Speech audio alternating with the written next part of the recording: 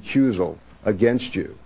Mr. Cochran made certain comments that what the prosecution did warranted being referred to the state bar for unethical conduct. And that is going to be our intention for an investigation as to whether or not they have attempted to obstruct justice in chambers by putting you in an uncomfortable and untenable position, that you have been unfair personally to Ms. Clark and unfair personally to Mr. Kelberg. We find that reprehensible. Your Honor, I'm so offended at Mr. Shapiro's remarks that I'm sure that are being fed to him by Mr. Cochran. But I'm so offended by those remarks that I would rather not stand at the same podium at which he stood a few moments ago. The issue here is whether this defendant killed Nicole Brown or Ron Goldman or not. The issue here isn't my ethics. The issue here isn't racism. The issue here isn't Detective Furman. And it isn't their egos and how much money they can make or how many talk shows they can appear on. This case is a circus, and they've made it a circus. And I know that you've tried to do everything you could to prevent that. And so have we.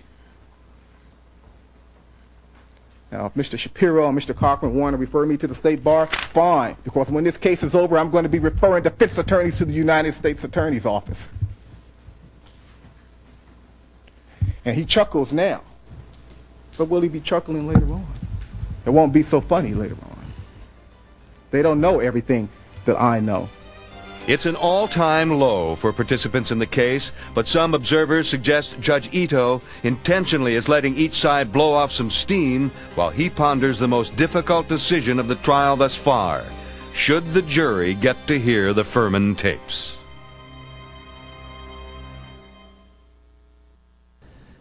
The answer to that question will have to wait. Judge Ito does let the public hear the tapes, as they are played in open court during arguments without jurors present. As advertised, the content is sickening.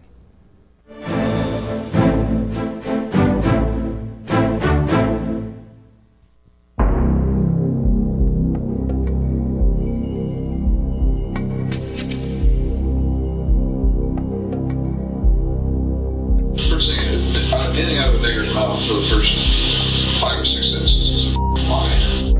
One thing is abundantly clear from the tapes. Mark Furman perjured himself earlier in the trial while testifying for the prosecution. March 15th, 1995.